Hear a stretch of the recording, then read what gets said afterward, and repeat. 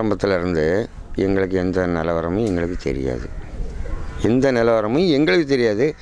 என் பொண்ணு வந்து கட்டிலில் படுத்திருக்கு, என் வீட்டம்மா வந்து பக்கத்தில் படுத்திருக்கு. நான் அதை விட்டு நான் உள்ள வீட்டுக்குள்ளே படுத்து பின்னாடி உள்ள கதவையும் நான் அடைச்சிட்டு முன்னாடி உள்ள கதவையும் அடைச்சிட்டு எப்பவும் நான் அவங்க கூட தான் தூங்குவேன். ஆனால் அன்னைய நிலைமைக்கு நான் அந்த டிவி பார்க்க போய் நான் வீட்டுக்குள்ளே என் பையனோட நான் தூங்கவும் நான் ஒரு 9 மணிக்கெலாம் என் பையன் என் கூட தான் உள்ளே இருந்து சாப்பிட்டு எப்பவும் வழக்கம் போல் ஆடு மேய்ச்சிட்டு வந்து குளிச்சுட்டு படிச்சுக்கிட்டு இருந்துட்டு 2ஆம் தடவை வந்து நீட்டாக அவன் பாட்டுக்கு அவன் பாய விரித்து அவன் இதில் படுத்திருக்கான். படுத்திருந்த இடத்துல வந்து இவங்க லைட்டெல்லாம் அமைச்சிட்டு வந்து என் பிள்ளை எல்லாம் ரெடி பண்ணி கழுத்தெல்லாம் அறுத்து போட்டு இது பண்ணிட்டு வந்து ஒரு 11:15க்கு வந்து என்னை வந்து 2 பீஸுன்னு எனக்கு தெரியாது, டிஷர்ட்டு தான் போட்டிருக்காங்க. 2 பேருமே டிஷர்ட்டு தான். சின்ன பையங்க இது கட்டிட்டு, வயசாலியும் கிடையாது, சின்ன பையங்க டிஷர்ட்டு வந்து இந்த பரவரத்தை அந்த பரவரத்தை நின்றுக்கிட்டு இருட்டுக்குள்ளே வந்து சத்தம் கொடுக்கல. என் வீட்டம்மா தான் எந்திரிச்சிருக்கு. என் வீட்டம்மா எந்திரிச்சு என்னையும் என் வீட்டம்மாவும் கதவை திறக்காமல் என்னையும் வந்து உசுப்புது. என்னையும் உசுப்பையில் நான் வந்து உடனே போய் கதவை திறக்கேன். அப்போ எடுத்த அடுப்பில் என்ன இருக்காங்க 2 சைடு நின்றுக்கிட்டு என்னை கையும் பிடிக்கல காலையும் பிடிக்கல. எடுத்த அடுப்பில் முத்துக்குமார் வீடு எதுன்னு கேட்கல. அப்புறம் நான் என்ன சொல்ல, முத்துக்குமார் ஒன்றும் இது கிடையாது, முத்துக்குமாருக்கு இதுக்கு சம்மந்தமே கிடையாது. நீங்கள் என்ன திடீர்னு வந்து என் வீட்டை வந்து கதவை தட்டணும் அப்படின்னு நான் கேட்குறேன். கேட்கல அவங்க என்ன சொல்கிறாங்க, அப்போ உங்களுக்கு எத்தனை பிள்ளைகள் கேட்காங்க. எனக்கு வந்து 3 பிள்ளைகள், 2 பொண்ணு 1 பையன். இந்த பையன் அப்போ எங்கே கொடுத்துருக்காம்னாங்க இப்படியே இடத்துக்கிட்டு தான் இங்கே இந்த இருட்டு வீட்டுக்குள்ளேயே நான் அப்படியே உள்ளே கூப்பிட்டு வரேன். கூப்பிட்டு வந்து இதே இடத்துல தான் நான் காமிக்கு முன்னால் நான் என் வீட்டு வாசல் தாண்டல அவங்க 2 பேரும் முன்னால் ஓடி போய் முன்னால் எல்லோரும் நின்றுக்கிட்டு செல்லில் ஃபோட்டோ எடுத்துக்கிட்டு செல்லில் தான் ஃபோட்டோ எடுத்தாங்க. ஃபோட்டோ எடுத்துக்கிட்டு உங்கள் பையன் அறுத்துக்கிட்டு கிடக்கிறத பார்த்தேளா அப்படின்னா, இப்படியே தான் சொல்லுவாங்க, அறுத்துக்கிட்டு கிடக்கிறத பார்த்தேளா அப்படின்னாங்க. அப்போ நான் சொல்லுவேன், என் பையன் வந்து சரிங்கம்மா நான் இப்படி அவன் என் பையனை இப்படி அறுத்து கிடக்க அப்போலாம் ரத்தம் கட்டியாக உறைஞ்சி சட்டை உரம் இடது உரம் எல்லாமே உறைஞ்சிடுச்சு. கழுத்து இடது உரம் சாஞ்சிருக்கு. ஒரு போலீஸ் இப்படி சாத்தி வச்சுருக்காங்க, கிழக்கு நீங்கள் செத்தவனை சாத்தி வச்சுருக்காங்க. நான் அப்பவும் சொல்லுவேன், அதுக்கு 2வது வார்த்தை பேசும்போது எனக்கு மயக்கம் வந்துடுச்சு.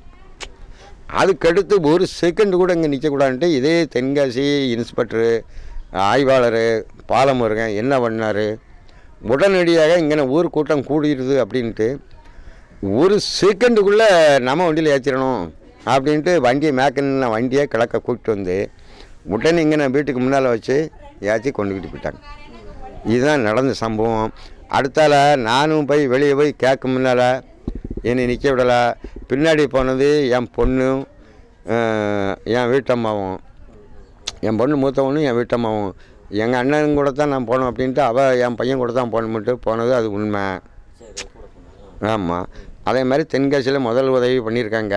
இந்த வண்டியில் கொண்டு போய் ஃபஸ்ட் எய்ட் பண்ணிவிட்டு அடுத்தால ஆம்புலன்ஸில் ஏற்றி இது பண்ணிட்டு எங்கள் ஊருக்காரங்க நிறைய பேர் போனவங்கள ஏறக்கூடாதுன்ட்டு அதுக்கு பிறகு மனசு ஏற்காமல் எங்கள் பக்கத்தை விட்டு எங்கள் அத்தாவும் என் அண்ணாச்சி பையன் ஒருத்தன் முருகேசன் சொல்லியும் 2 பேரும் ஒன்றா போனதுக்கு அங்கேயும் அம்மா என் வீட்டம்மா இந்த என் பாப்பாவும் என் வீட்டம்மாவும் ஒன்றா போனதுக்கு அதையும் கொண்டு ஒழிச்சு வச்சு தனித்தனி இது பண்ணிவிட்டு இவங்கள காலையிலே அனுப்பிட்டாங்க.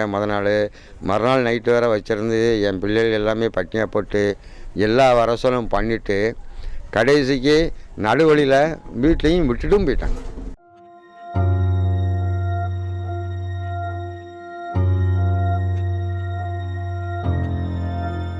இதே இடத்துல வந்து நான் நிற்கேன்.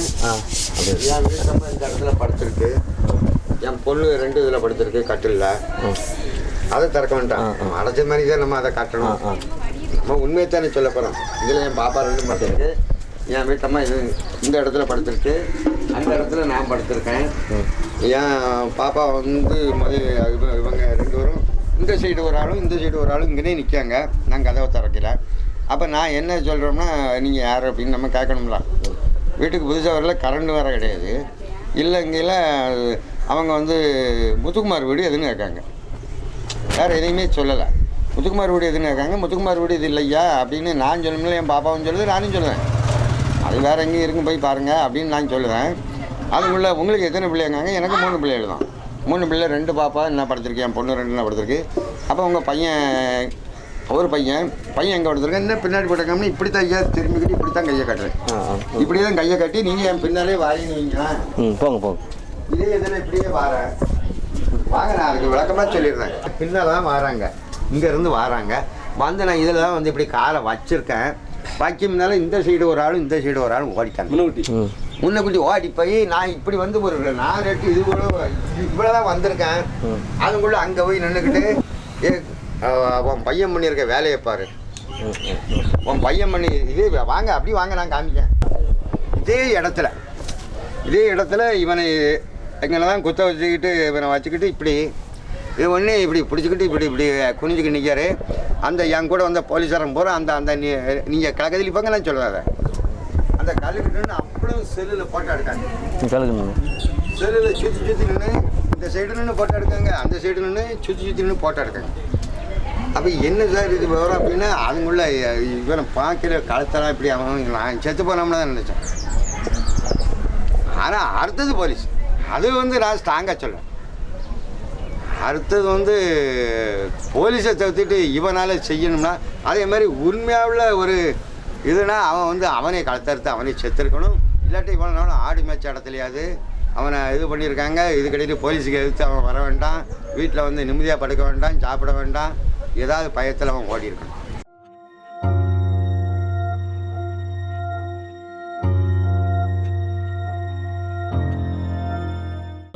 பாப்பாட்ட கேட்டது வந்து ஐக்கிரவுண்டில் வண்டி வச்சுக்கிட்டு யார் மதம் மாதிரி எத்தனை நாள் உங்கள் வீட்டுக்குள்ள வந்து நோன்பு இருந்தாவா? நோன்பு இருந்தது 30 நாள் நோன்பு இருந்தது யார்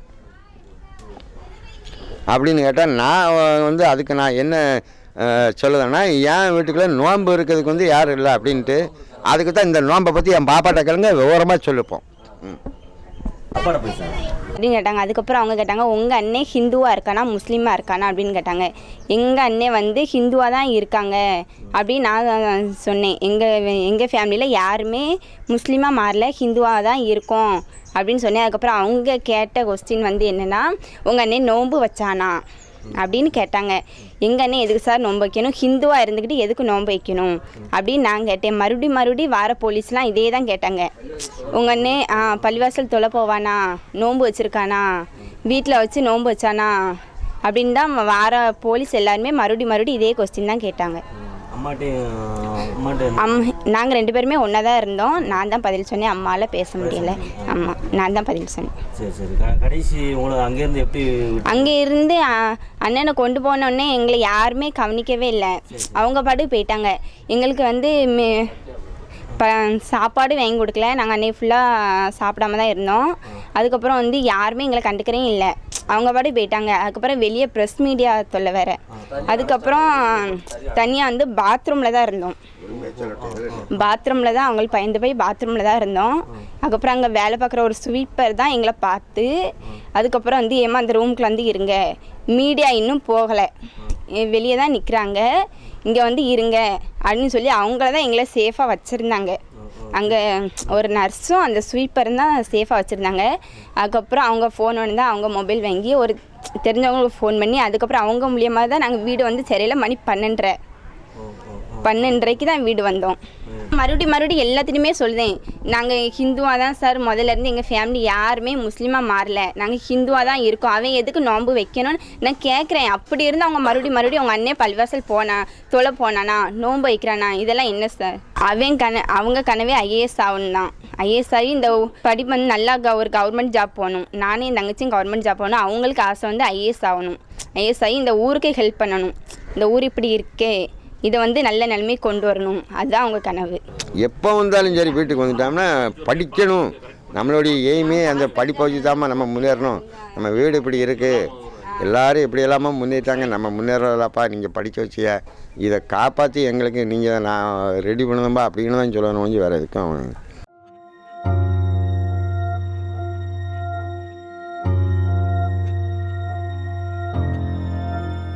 வந்து ஆல்ரெடி அருணா காலேஜ் ஐசின். அவன் வந்து ஐசினில் படித்து அவன் நல்லா அவங்க வாத்தியார்லேருந்து பிரின்ஸ்பால்லேருந்து எல்லார்ட்டையும் விசாரிச்சிருக்காங்க. எல்லாத்தையும் போய் கேட்கட்டும் தான், அதுவும் எனக்கு ஒரு நன்மை. அவன் வந்து ஒரு 4 அரியர்ஸு வச்சுருக்க போய் தான் 5 அரியர்ஸு வச்சிருக்க போய் தான் இங்கே வந்தால் நம்மளை ஆடு ஊற்ற சொல்லி நம்ம அம்மாவும் நம்ம அப்பாவும் தொந்தரவு கொடுப்பாங்க அப்படிங்கிறது தான் சென்னைக்கு போனது. சென்னையில் போய் அங்கே இருந்து மாதம் நான் தான் பணம் அனுப்பிக்கிட்டு இருப்பேன். இல்லாட்டா அவன் வந்துடுவான். வந்தால் எப்படி 5 நாள் அவன் தங்குவான். எப்படி மாதத்துக்கு 5 நாள் இங்கே வந்தோம்னா தங்கி ரூபா வாங்கிறதுக்காக தான் இங்கே வரும். வேறு எந்த இதுக்கும் என் பிள்ளையால் எந்த தப்பும் அவன் செஞ்ச அவன் சரித்திரமும் கிடையாது. இந்த வேலையிலங்க அதெல்லாம் பொய்யாவுள்ள தகவல். போலீஸ் கொடுக்குறது வந்து பொய்யாவுள்ள தகவல். அவன் படித்ததுக்காக தான் அங்கே போனான். என் பிள்ளை இது வராச்சு ஒரு 10 ரூபாய்க்கு வேலைக்கு போன சரித்திரமே கிடையாது. 10 ரூபாய்க்கு அவன் ஜவுளி கடையில் வேலை பார்த்தாங்கன்னு போலீஸ் சொல்கிறாங்கல்ல, அது வந்து பொய்யாவுள்ள தகவல். அது வந்து பொய்யாவுள்ள தகவல். அதில் வந்து என் நெஞ்சத்தோடு சொல்லுவேன், இது வராச்சு என் பிள்ளை வந்து அந்த மாதிரி வேலைக்கு போனது கிடையாது. அவன் படித்து அவன் முன்னேறணும், அவன் ஐபிஎஸ் எப்படியும் எழுதியே ஆகணும் அப்படிங்கிற அவனுக்கு வந்து குறிக்கோள் வந்து ஐபிஎஸ். அவன் எப்பவும் வர்றது மாதிரி அவன் வந்து இந்த 25ஆந்தேதி எப்பவும் கிளம்புறது மாதிரி கிளம்புவான். கிளம்பி வந்து 1ஆந்தேதி வரை இங்கே வீட்டில் இருப்பான். நான் ரூபா எடுத்துகிட்டு வந்து கொடுத்தது பிறகு தான் அவன் வீட்டுக்கு போவான். அங்கே சென்னை கிளம்புவான். ஏன்னா அது வரை இங்கே வீட்டில் வந்து அது போய் இந்த மாதம் என்னென்னா என் வீட்டு அம்மா வந்து இந்த குளத்தட்டையை பதியாமல் இருந்துச்சு. அதனால் சரி அப்பா ஆடு பத்துட்டா நான் காட்டுக்கு போகிறேன், அப்பாவும் காட்டு போகிறது, தாய் எல்லோரும் அவள் ஸ்கூலுக்கு போய் தான் வச்சாங்க. யாராவது ஒருத்தர் பார்க்கணும்னா பொட்டை பிள்ளைகளை பற்ற விட சொல்ல முடியாது ஆடு அப்படின்ட்டு அவன் எப்பவும் ரெகுலராக வந்து குளிக்க, எப்பவும் சாப்பிட, பேப்பர் வாங்க, நீட்டாக அதே மாதிரி சாப்பிட. ஒரு முகத்தில் ஒரு சுழிவாக எதுவும் இருந்தால் உங்களை மாதிரி விழாள் என்னையா முகத்தை சுழிச்சிக்கிட்டு இருக்கியா அப்படின்னு நம்ம கேட்கலாம். இதுக்கும் வழி இல்லை அவன்கிட்ட. எந்த நேரமும் அவனுக்கு வந்து பக்கத்தில் வந்தாம்னா என் தங்கச்சிமா ஒன்று இருக்குது, அவன் ஒடியாருவான். அவனை தூக்கி வச்சுக்கிட்டு சிரிச்சுக்கிட்டு செஞ்சோம்னு சொல்லிவிட்டு சிரிச்சுக்கிட்டு தான் இருப்பான். ஒழிஞ்சு எந்த நேரமும் அவன்கிட்ட முகத்தில் கோணவே சரி. பக்கத்தில் வந்து யார்ட்டையும் வந்து அதிகமாக யாருக்கிட்டையும் அந்த பழக்க வழக்கம் மட்டும் அவன்கிட்ட கிடையாது. யார்ட்டையும் கிடையாது, எங்கேயும் தெருக்குள்ளேயும் கிடையாது, வெளியூர்லேயும் கிடையாது. வேலை உண்டு சோழி உண்டு. அதே தான் வீட்டுக்கு வந்தாமல் அந்த ஆடு தான் உண்டு அவனுக்கு. காலைல எத்தனை மணிக்கு போயிட்டு எத்தனை மணிக்கு வருவான்? அவன் காலையில் எந்திரிச்சாம்னா 10-11 மணிக்கு தான் தூங்கி எந்திரிப்பான் எப்போவுமே. அவன் வாடி அவன் சின்ன வீட்டில் இருந்தாம்னா காலேஜுக்கு போகிறதா இருந்தால் தான் எப்போவுமே நீட்டாக இது பண்ணுவான். இல்லைன்னா அவன் பாட்டுக்கு தூங்குவான். நாங்களும் அவனை கண்டுக்கிறே மாட்டான். அவனாக எந்திரிப்பான், அவனாக குளிப்பான், வந்தாலும் பேப்பர் வாங்குவான், வந்து பார்த்துக்கிட்டு இருந்துட்டு அவன் பாட்டுக்கு சாப்பிட அவன் பாட்டுக்கு போவான். இந்த இதை தான் நாங்கள் வந்து வளர்த்துருக்கோம். அந்த இதுக்கு இது வந்தாலும் அவன் எதுக்கு இங்கே இது மட்டும் சொல்லுங்க வந்தானா எதுக்கு இன்னும் பயந்து இங்கே வானான்? இங்கே அவன் பயந்து இல்லையா? அவன் பயந்து வர்றதுக்கு அவனுக்கு சான்ஸ் கிடையாது. பயந்து வர மாட்டான். மாட்டாங்க. இதே இடத்துலையும் படிச்சிருக்க மாட்டான். இதே மாதிரி ஆடு மேய்ச்சிருக்கவும் மாட்டான். அவனுக்கு வந்து எந்தமான பயமும் கிடையாது, எந்த இது வரவு செலவும் கிடையாது. அப்படிங்கிற ஒரு தைரியம் தானே மண். இப்போ நீங்கள் என்னை தேடி வாரீங்க, தூத்துக்குடியிலேருந்து வாரீங்க, நீங்கள் என்னத்துக்கு வந்து நீங்கள் பயந்து போனீங்கன்னா என்னை பார்க்கறதுக்கு வருவீங்களா? நான் அடிப்போம்னு நினச்சா? இப்போ நான் அடிப்போம்னு நினச்சா நீங்கள் என்னை பார்க்கறதுக்கு வருவீங்களா? அப்போ இவர் 60 ரூபா வச்சுருப்பாரோ அப்படின்னு நீங்கள் கொஞ்சம் என்ன மாதிரி யோசனை பண்ணுவீங்களா? ஏன்னா ஒரு போலீஸு வீட்டுக்கு வராங்கன்னா அவன் வந்து பயந்து ஓடுவான்ல தன்னில். ஒரு கொலையே இவன் செஞ்சுருந்தாலும் இவன் வீட்டுக்குள்ளே இருப்பானா? இவனுக்கு இருக்கிறதுக்கு அந்த எண்ணம் வராதுல. என்னத்தை இருந்தாலும் வீட்டுக்குள்ளே சாப்பிட்றதுக்கு மனசு வருமா? இல்லாட்டா ஒரு தாய் தாப்பன்ட்ட இல்லாட்டா என்னத்தினாலும் சொல்லிடுவான், உளறிடுவான். இல்லாட்டா அவன் முகத்தை பார்த்தாவது கண்டுபிடிச்சிக்கலாம். நானே கண்டுபிடிச்சிருவேன். என்னடா இவ்வளோ நாள் இல்லாதப்பே இப்படி இருக்கேடா அப்படின்னு நான் சொல்லுவேன்ல. அவன் நடவடிக்கை என்னைக்கும் நேற்றுக்கு எப்படி இருந்தாலும் அதே இதுதான். எந்த மாதம் வந்தாலும் சரி எப்போவும் அவன் சிரிச்ச முகமும் செய்தவியமாக தான் எப்போ வந்தாலும் வீட்டுக்குள்ளே அவன் சிரிச்ச முகமும் செய்தவியமாக தான் இருப்பான். ஒழிஞ்சு ஒருத்தனை மாதிரி முகத்தை தூக்கிக்கிட்டும் வீட்டில் பேச மாட்டான். அதே தொழில்களை போய் போட்டோ எடுத்துருக்குறாங்க. அப்போமாவது பிடிச்சிட்டு போகலாம். அதே மாதிரி அவன் ஆடு ஊற்றிக்கிட்டு நேராக மேக்கனிக்கு வந்து இந்த இதில் வந்து நம்ம இங்கே ஒரு குளம் கிடக்கணும் வைங்களேன், அதில் போய் ஆடு குளிச்சுட்ருக்காங்க. அதில் வந்து போட்டோ எடுத்திருக்காங்க. அந்த போட்டோ எடுத்துருக்கு நம்ம ஊர் மக்கள் யாராவது கேட்டிருக்காங்க, இது என்னதுக்கு போட்டோ எடுக்க? இந்த குளத்தை வந்து தூர் வர நல்லதுக்காக நாங்கள் போட்டோ எடுக்கோம், வேறு எதுக்கு இல்லை அப்படின்ட்டுருக்காங்க. அதுக்கடுத்து அவன் ஆடு மேய்க்கிறது கிழக்க அந்த அதே ரோட்டில் ஒரு ரோடு கிழக்க இருக்குது. அங்கே தோப்புலன்னு சொல்லி நாங்கள் தோப்புன்னு தான் சொல்லுவோம். அங்கே போய் ஆடு மேய்ச்ச இடத்துல போட்டோ எடுத்திருக்காங்க. எல்லோரும் நின்றுருக்காங்க. அப்போமாவது இவங்க பிடிச்சிட்டு போகணும். இல்லை அப்படின்னு நான் இதே தென்காசியில் தான் வேலை பார்க்கேன். எனட்டையாவது வந்து ஒரு விவரம் சொல்லியிருந்தா நானே அப்படி இவன் தப்பு பண்ணியிருந்தாமல் நான் உங்கள் கையில் ஒப்படைக்கிறதுக்கு நானும் அதுக்கு நான் தயங்கியிருக்க மாட்டேன். நான் வந்து எனக்கும் 2 பொண்ணு இருக்குது. இவன் தப்பு பண்ணியிருந்தாமல் நீங்கள் என்னட்ட கேட்டிருந்தீங்கன்னா நானே உங்கள் கூட வந்திருப்பேங்க.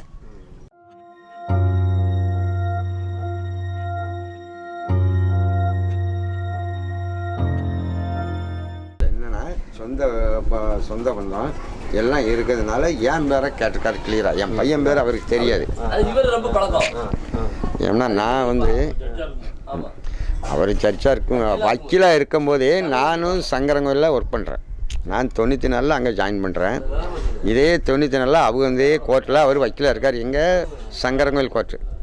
சங்கரங்கோயில் கோர்ட்டில் இருக்கல நான் வந்து பாதி நேரம் என் வீட்டில் நான் தங்க மாட்டேன். காலையில் சாப்பிட்டு வந்தோம்னா மதிய சாப்பாடு இதே அண்ணாச்சி ரூமில் தான். நான் வந்து ஐயா ரூமில் தான் எப்பவும் சாப்பிட. அங்கே இருந்துட்டு ஜாலியாக அவர் ஒரு பாயை எடுத்து போட்டுருப்பார், சேர் எடுத்துக்கிட்டு அப்படி நம்ம உட்காந்துருக்கோம்ல ஜாலியாக. இதை மாதிரி அவங்களும் கோட்டை முடிச்சுட்டு வர பேசிக்கிட்டு இருக்கிறது எங்களுடைய வழக்கம். நீட்டாக உட்காந்துருப்போம். அந்த பழக்கத்தில் தான் கிட்டத்தட்ட அவங்க சர்ச்சாகிட்டாங்க. சர்ச்சாகிட்டாங்க. நான் தென்காசிக்கு வந்துட்டேன். 20/1/2000 நான் தென்காசி வரேன். எனக்கு ட்ரான்ஸ்ஃபர் தென்காசி. நான் தென்காசிக்கு வந்துட்டேன். தென்காசியில் வந்து ஜாயின் பண்ணது பிறகு எனக்கு அவருக்கும் எந்த தொடர்பும் கிடையாது, எதுவும் கிடையாது. நானும் அவரை பார்த்ததும் இல்லை. அவர் செல் நம்பரும் நம்மகிட்ட வாங்கினது கிடையாது, எதுவும் கிடையாது. அப்படியே இருந்தாச்சு. கடைசிக்கு என்னுடைய பேரை பார்த்து பேப்பரில் பத்திரிக்கையில் பார்த்துக்கிட்டு தான் யார் அப்படின்ட்டு யாரோ பக்கத்து வீட்டில் யார்கிட்டயே பேசியிருப்பாவுக்குள்ள என்னன்னு தெரியல. பேசினாரா பேசலையானு அதுவும் தெரியாது. நேராகவே இங்கே வீட்டுக்கே வந்துட்டாப்புல. நேராக வீட்டில் வந்தால் அண்ணாச்சி என்கிட்ட வந்து என்னப்பா நடந்துச்சு, என்ன விவரம் அப்படின்னு சொன்னது பிறகு பத்திரிக்கையாளரை பூரா வர சொல்லி நாங்கள் இது பண்ணோம்.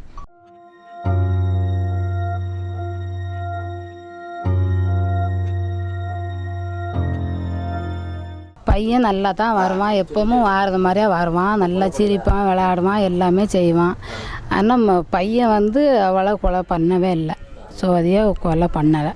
நமக்கும் தண்டனை கொடுக்கணும். நமக்கும் வந்து 2 பொண்ணு இருக்குது, அவன் கூட பிறந்த 2 பொண்ணு இருக்குது. என்ன அதே மாதிரியா தான் அந்த பொண்ணு நம்ம பொண்ணு மாதிரியா தான்.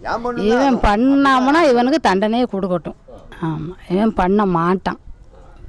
என் பிள்ளைய பற்றி எனக்கு தெரியும். நான் அந்த அளவுக்கு வழக்கையும் இல்லை அவனை. கண்டிப்பாக இவன் பண்ணியிருக்க மாட்டான்னு எனக்கு தெரியுது.